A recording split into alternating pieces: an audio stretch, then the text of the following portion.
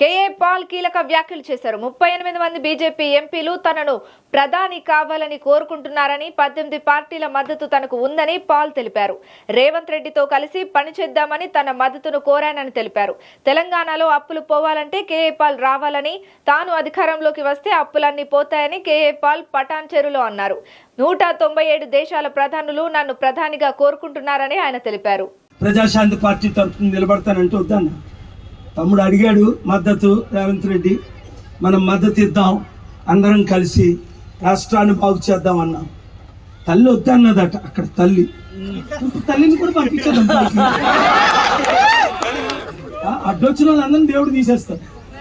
ఎందుకంటే మన తెలంగాణ రాష్ట్రం 10 లక్షల కోట్ల అప్పు, దాదాపు 9 లక్షల కోట్ల అప్పు తీర్చాలంటే కేఏ పాల్,